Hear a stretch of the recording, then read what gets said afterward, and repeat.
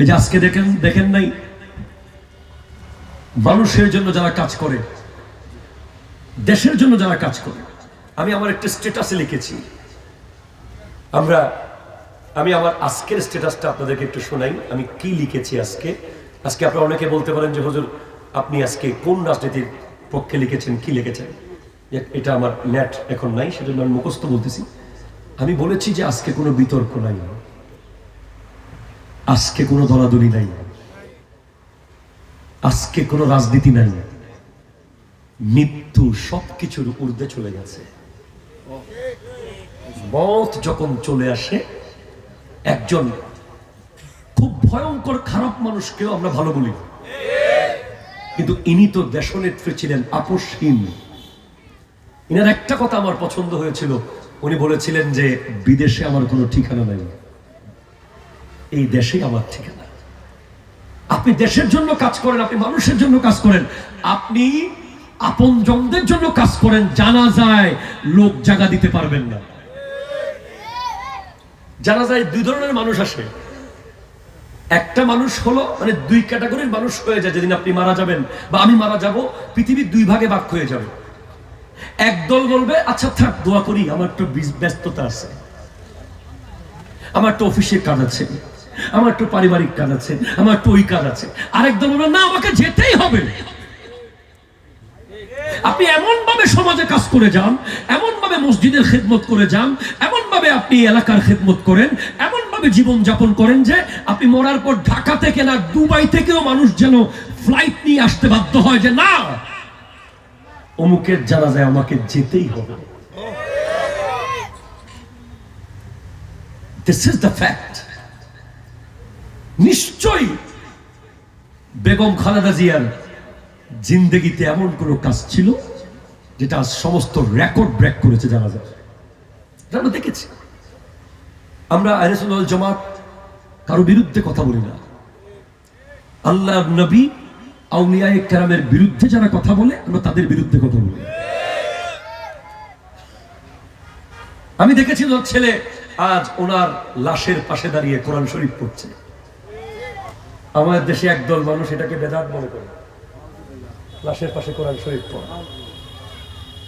আমি দেখেছি যে ওনাকে দাঁড়িয়ে দাঁড়িয়ে কিয়াম করতে, কবরে দেখেছি ওনাকে মোনাজাত করতে। আমরাও কেন নয়, আপনিও, আমরা সবাই। মৃত্যু প্রমাণ করে দেবে কে কতটুকু কি ছিল, জানাজা বলে দেবে।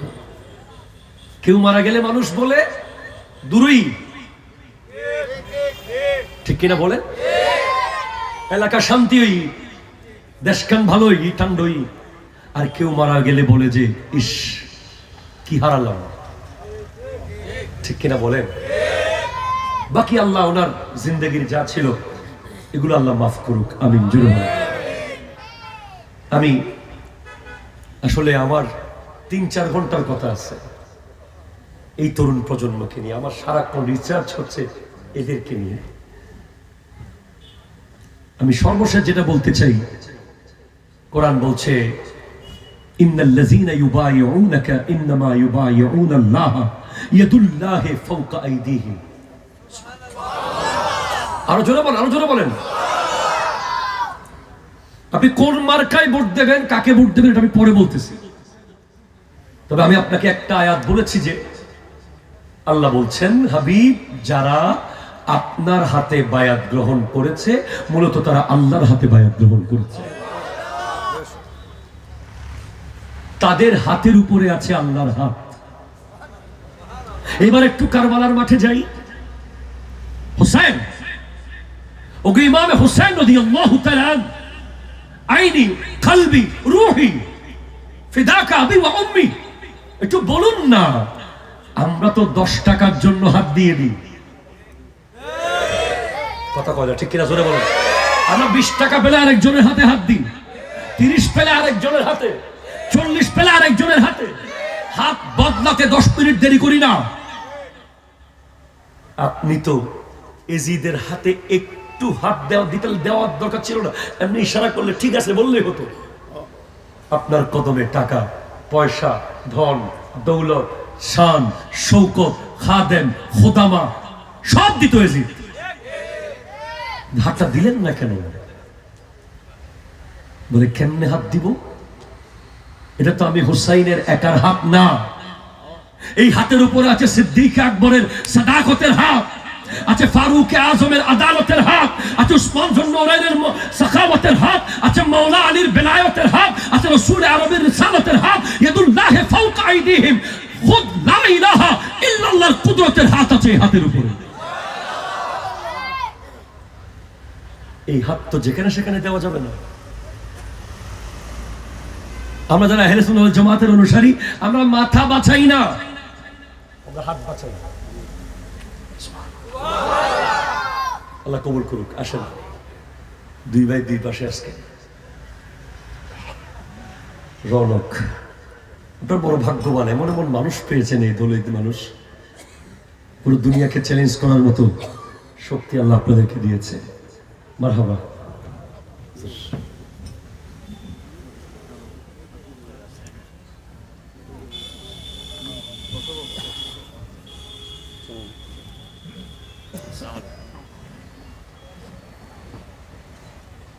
মারহাবা জোরে বলেন। আমরা কোনো ব্যক্তিকে সংসদে নিব না, আমরা চাই সুন্নিয়তকে সংসদে নিতে। ঠিক আছে, ব্যক্তিকে আমি দেখছি না, আমি আমার সুন্নিয়ত দেখছি। আমি চাই যে আমার সেদিন খুব ভালো লাগবে যে সংসদে মমতাজ গান গেয়েছে, সেই সংসদে যদি একটা নাতে রসুল হয়। সংসদে গান হয়েছে, সংসদে কৌতুক হয়েছে, সংসদে কত মজা, সংসদে কেউ দেখেছি দাঁড়িয়ে যেতে টেবিলের উপরে, সংসদে দেখেছি কেউ সংসদের মাইক ভেঙে ফেলতে, তার ছিঁড়ে ফেলতে, বহু কিছু দেখেছি। এখন আমরা দেখতে চাই সংসদ শুরু হবে রহমতে আলম নূরে মুজাসসাম, সাহাবীরা আতর বানায় ওই নবীজির গাম, সাহাবীরা গাম আমার মনের ঘরেতে রেখেছি যারে, দো জাহানের বাদশা নবী কামলিওয়ালা রে, দো জাহানের বাদশা নবী। ও আমার দয়াল নবী রে, আমার মায়ার নবী রে, আমার ও আমার মায়ার নবী রে, দো জাহানে বাদশা নবী কামলিওয়ালা রে, দো জাহানে বাদশা নবী কামলিওয়ালা রে। মোরা যদি ডানাওয়ালা পাখি হইতাম, ওই মদিনা দেখার লাগি উড়ে যাইতাম। মোরা যদি ডানাওয়ালা ওই মদিনা দেখার লাগি উড়ে যাইতাম। হৃদয় জুড়ে দেখতাম আমি, হৃদয় জুড়ে দেখতাম আমি নয়ন ভরে, দো জাহানে कमलीवाला रे, चमक तुझसे पाते हैं सब पाने वाले, मेरा दिल भी चमका दे चमकाने वाले। तू जिंदा है वल्ला, तू जिंदा है वल्ला, मेरे चश्मे आलम से चुप जाने वाले, मेरे चश्मे आलम से चुप जाने वाले। आदि पिता आदम যখন মুসিবতে, মোদের নবীর ওসিলাতে আল্লাহ কবুল করে। আদি পিতা আদম মোদের নবীর ওসিলাতে আল্লাহ কবুল করে। সাকারাতের বিছানাতে, সাকারাতের বিছানাতে দেখা দিও রে, দো জাহানের বাদশা নবী কামলি রে। আমার মনের ঘরেতে রেখেছি যারে, দো জাহানের বাদশা নবী। একটু চিৎকার দিয়ে বলেন সুবহানাল্লাহ। তাহলে তিনটা পয়েন্ট বলেছে। জানুয়ারি কেম ফ্রম জানুস, জানুয়ারি এসেছে জানুস থেকে। সুতরাং জানুয়ারিকে সামনে নিয়ে কোন ওয়েস্টার্ন কালচারকে সাপোর্ট করা যাবে না। কি করব আমরা? কি করতে পারি? আমরা করতে পারি যে আমরা জায়নামাজে বসে কাঁদতে পারি, আল্লাহ তোমার দেওয়া হায়াত একটা বছর আমি নাফরমানিতে শেষ করেছি। আল্লাহ, কত মানুষ হাসপাতালের আইসিইউতে, কত মানুষ কবরে এই জানুয়ারিতে, এই 2025-এ চলে গেছে। আল্লাহ, তুমি আমাকে এখনো 2026 দেখার মতো সুযোগ রেখেছ। আল্লাহ, তুমি আমাকে মাফ করে দাও। আমার আল্লাহ হাদিসে কুদসিতে বলেছেন, ইয়া ইবনা আদম লাউ বালাগাত যুনুবাকা ইনানাস সামাই ফাস্তাগফারতানি ফাগাফারতু লাকা। হে আদম সন্তান, তোমাদের গুনাহ যদি আকাশের মেঘমালা পরিমাণ হয়ে যায়, তুমি ক্ষমা চাও, তুমি ক্ষমা করে দেব। আমাদের আজকের ডিউটি হলো ক্ষমা চাওয়া এবং শুকর করা। 3,15,36,000 second has gone from our life, চলে গেছে জীবন থেকে। আপনি যদি হাদুরকিল বাজারের মোড়ে গিয়ে সারা রাত রাস্তায় মাথাটা বাড়ি মারেন, আপনি 2025-এর একটা জুমার দিন ফেরত আনতে পারবেন। আপনি 2025-এর লাইলাতুল কদর ফেরত আনতে পারবেন না, লাইলাতুল বরাত ফেরত আনতে পারবেন না। আজকে ফজর থেকে এশা ফেরত আসবে না, শেষ। সফল ব্যবসায়ী সে যে প্রায় 8,500 ওয়াক্ত নামাজ হয় এক বছরে, যে যত হাজার ওয়াক্ত পড়তে পেরেছে সে তত সফল। একটু জোরে বলেন না, রাকাত নামাজ। এবং আমাদের আগামী দিনের কাজ হবে, আল্লাহ তুমি আরেকবার সুযোগ দাও। One of the biggest Islamic scholars, হুজুর সৈয়দ আহমদ শাহ মুদ্দাজিল্লুহুল আলী ইবনে তাহির শাহ, ওয়ার্ল্ডের বিশ্ববিখ্যাত স্কলার, ওনার একটা উক্তি দিয়ে আমার প্রোগ্রাম এখন শেষ করে দেবো আজকে। সেটা হলো, উনি বলেছেন, there is two group walking at a tunnel. দুইটা গ্রুপ একটা টানেলের ভিতর দিয়ে যাচ্ছে। টানেল চিনেন তো? ওই কর্ণফুলী টানেল দেখছেন না? ওই খাগড়াছড়ি আলু টিলা গুহার ভিতর দিয়ে যাচ্ছে দুইটা গ্রুপ। একটা গ্রুপ প্রচন্ড অলস, তারা টানেলের ভিতরে কোনো কিছুই নিচ্ছে না, তারা জাস্ট চলে যাচ্ছে ওই পারে। আরেকটা গ্রুপ একটু সিনসিয়ার, তারা ভিতর থেকে 2-4টা পাথর কুড়িয়ে নিয়েছে পকেটে, দেখার জন্য যে ওই পারে গিয়ে এগুলো কি। অন্ধকার টানেল। ওই পারে যাওয়ার পর যারা কুড়িয়ে নিয়েছিল তারা পকেট থেকে বের করে দেখে যে এগুলো সব হীরার টুকরা ছিল। এখন যারা নিয়েছে তারাও পস্তায়, যারা নেয় নাই তারাও পস্তায়। যারা নিয়েছে তারা বলছে যে কেন আর 2টা বাড়াই নিলাম না, পকেট তো অনেক বড় ছিল। আর যারা নেয় নাই তারা বলছে অন্তত একটা পাথর যদি নিতাম। Our life like a tunnel. আপনার হায়াত 70 বছর, 70 বছর ধরে আপনি টানেলের ভিতরে আছেন মনে করেন।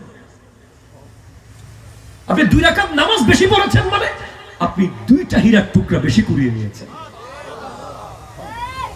আপনি কাল হাসরের মাঠে গিয়ে এটা পস্তাবেন যে আমি কেন জোহরের 2 রাকাত নফল পড়লাম না, আমি কেন আসরের 4 রাকাত সুন্নাত পড়লাম না, আমি কেন মাগরিবের বাকি 2 রাকাত পড়লাম না, আমি কেন এশার বাকি 2 রাকাত পড়লাম না। আর যারা টোটালি পড়ে নাই, যারা টোটালি গাফেল হয়ে গেছে, তাদের কি হবে আই ডোন্ট নো। তারা কি কি শব্দ দিয়ে পস্তাবে, কোন সেন্টেন্স দিয়ে পস্তাবে। যারা বছরকে বছর নামাজ পড়ে না, মাসকে মাস, বছরকে বছর কোরআন শরীফ খোলে না, 24 ঘন্টা মিলে একবার নবীর দরুদ পড়ে না, সারা দিনে মিলে একবার আল্লাহু বলে না, সারাক্ষণ গেম, মোবাইল, ইন্টারনেট, জুয়া, আড্ডা, মজা, ঠাট্টা, বাইক, আইফোন। কুনতু তুরাবা, যদি আমি মাটি হয়ে যেতাম। আরে আমরা কি, আমরা কে? গাউসুল আজম মজবন্ডারি, গোলাম রহমান কেবলা, হযরত শাহজাহান শাহ, এরকম কোটি কোটি অলির উপরে যার মকাম, হযরত আফজালুল বাশার বাদাল আম্বিয়া সিদ্দিক আকবর রাদিয়াল্লাহু তাআলা আনহু, উনি বলছেন আমি কেন মানুষ হলাম? আমি যদি গাছের পাতা হতাম আমাকে দাঁড়াইতে হতো, আমি যদি চড়ুই পাখি হতাম আমার হিসেব হতো না। আমরা কে? যিনি নিজের জিহ্বাটাকে টেনে ধরে রাখতেন যাতে এক শব্দ কথা কোরআন সুন্নাহর বাইরে বের না হয়। আর আমরা জাস্ট বিবেকের কাছে প্রশ্ন রেখে গেলাম, ভাই হাদুরকিলে এত প্রোগ্রাম হয়, এত প্রোগ্রাম হয়, এই প্রোগ্রামগুলো হিসেব করলে খাতা ফুরিয়ে যাবে। কিন্তু আমি চাই যে আজকের প্রোগ্রামটা অন্তত কালকে থেকে হেদায়ত হোক। আপনারা আমাকে কিছু যুবক একটু হাত তুলে বলেন যে আগামী 10 দিন 5 ওয়াক্ত করে 50 ওয়াক্ত নামাজ জামাতে পড়বে, একটা চ্যালেঞ্জ। কারা নিতে পারবে? একটু হাত তুলে জামাতে, প্লিজ। সবাই হাত তুলেছেন, এইভাবে তুললে হবে না, অর্ডিনারি না, রিয়েলি তুলেন, রিয়েল। ইনশাআল্লাহ বলেন। এবার আপনার ঘর থেকে সমস্ত ইহুদি নাসারাদের কালচার বের করে দিবেন, থেকে হাত তুলেন ইনশাআল্লাহ। দুনিয়া আপনাকে খ্যাত বলুক, দুনিয়া আপনাকে আনস্মার্ট বলুক, দুনিয়া আপনাকে গাইয়া বলুক, দুনিয়া আপনাকে প্রিমিটিভ এন্ড শাইন বলুক, আল্লাহ আপনাকে স্মার্ট বলবে, নবীজি আপনাকে স্মার্ট বলবে। আল্লাহ তাআলা আজকের মাহফিলকে কবুল করুক। লা তাআতা লিমাখলুকিন ফি মাসিয়াতিল খালিক, ওই সৃষ্টির অনুসরণ করিও না যে আল্লাহর নাফরমানি করে। আল মারউ মা মান আহাব্বা, যে ব্যক্তি যাকে ভালোবাসে তার সাথেই থাকবে। আনতা মা মান আহবাবতা, তুমি যাকে ভালোবাসো তার সাথেই থাকবে। আমরা ভালোবাসি আমার নবীকে, আমরা ভালোবাসি সিদ্দিক আকবরকে, ফারুকে আজমকে, উসমান যুন নূরাইন, মওলা আলী, সমস্ত সাহাবায়ে কেরাম, আউলিয়ায়ে কেরাম, আমরা যেন তাদের সাথেই থাকতে পারি। আল্লাহ তৌফিক দান করুক। ওমা তৌফিক ইল্লা বিল্লাহ। ওয়া আখিরু দাওয়ানা আলহামদুলিল্লাহি রাব্বিল আলামিন। ওয়া আসসালামু আলাইকুম ওয়া রাহমাতুল্লাহি ওয়া বারাকাতুহু।